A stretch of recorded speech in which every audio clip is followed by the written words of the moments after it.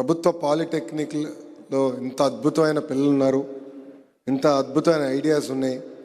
ఆ ఐడియాస్ని రియాలిటీ చేసేదానికి అద్భుతమైన ఫ్యాకల్టీ ఉందని వాస్తవంగా నేను ఈరోజు తెలుసుకుంటాం జరిగింది.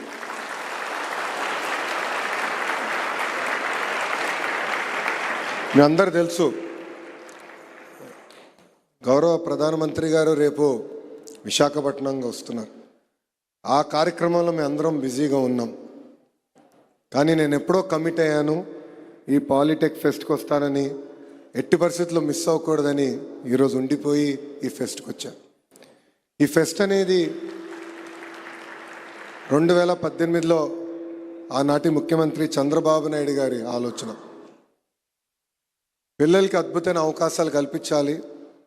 వాళ్ళు చేస్తున్న అనేక ప్రాజెక్ట్స్ ఇతర కాలేజీలు కానివ్వండి, లేదంటే పిల్లలకు కానివ్వండి చూపించాలి అన్న ఆలోచనతో ఇది ఏర్పాటు చేశారు. ఇది ఇక్కడితో ఆగకూడదు. నేను చూశాను ఈరోజు ఐడియాస్ చాలా అద్భుతంగా ఉన్నాయి. ఇక్కడ సార్ మీ హ్యాండ్ రైటింగ్ నాకు అర్థం అలా. ఈశ్వరు లక్ష్మీ శరణ్య గణేష్ గారి హ్యాండ్ రైటింగ్ నాకు అర్థం అలా. ఈరోజు ఇక్కడ ఒక autonomous fire detection and extinguishing system చూసా. ఈశ్వర్ లక్ష్మీ శరణ్య తయారు చేసింది. కొంచెం మీటింగ్కి లేట్ అవుతుంది, నేను మళ్ళీ చూస్తాను, కొంచెం వెళ్తానంటే లేదు సార్ మీరు చూడాలని డెమాన్స్ట్రేషన్ చేశారు. ఫస్ట్ అటెంప్ట్లో పనిచేయాల, సెకండ్ అటెంప్ట్లో కూడా పనిచేయలేదు, థర్డ్ అటెంప్ట్లో కూడా పనిచేయలేదు. పాపం ఈశ్వరతో చాలా బాధపడ్డాడు. నాతో ఫోటో దిగుతూ కూడా ఫెయిల్ అయ్యాను, చేయలేకపోయానని. మళ్ళీ అతను వెళ్ళి సార్ మీరు ఇంకొక స్టాల్కి వెళ్ళి రండి, ఈ లోపల దీన్ని సెట్ చేస్తానని చెప్పాడు. సెట్ చేశాడు, డెమాన్స్ట్రేషన్ చేశాడు.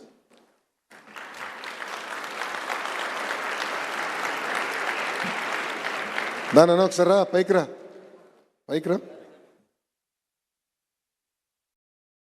ఇది మీ అందరికి ఎందుకు చెప్తున్నానంటే, జీవితంలో మనం ప్రయాణం చేసినప్పుడు మనం అనేక ఇబ్బందులు ఎదుర్కొంటాం.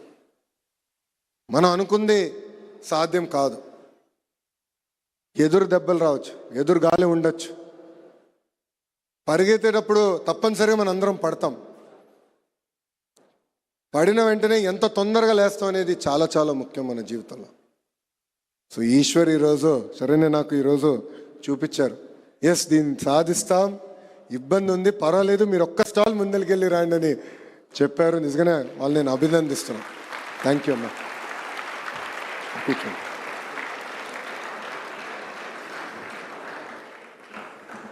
ఈరోజు దాదాపు 1256 ప్రాజెక్టులు చూపించారు. దాంట్లో 249 టాప్ ప్రాజెక్టులు ఏకంగా స్టేట్ లెవెల్కి తీసుకొచ్చారు. వాళ్ళందరినీ నేను హృదయపూర్వకంగా అభినందిస్తున్నాను.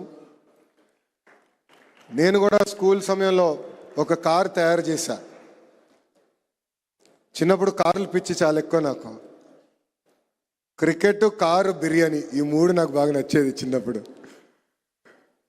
నేను కూడా కారు తయారు చేసినప్పుడు మొన్నటి వరకు అనుకున్నా కారు తయారు చేశాను చిన్నప్పుడు అని. కానీ మీ ప్రాజెక్టులు చూస్తే అది వేస్ట్ అని తెలిపోయింది. చాలా ఇన్నోవేటివ్ ఐడియాస్.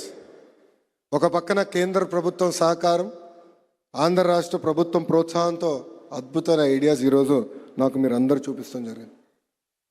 ఈ సందర్భంగా కొన్ని స్టోరీస్ మీతో షేర్ చేయాలి. మొదటి స్టోరీ, యాపిల్ సంస్థ ఫౌండర్ స్టీవ్ జాబ్స్. యాపిల్ గురించి మీ అందరు తెలుసు, ఐఫోన్ కావాలి అందరికీ. అతను యాపిల్ స్థాపించినప్పుడు అతనికి ఉన్న ఐడియాస్ని బోర్డు కాదంటే ఏకంగా కంపెనీ వదిలేసి వెళ్ళిపోయాడు.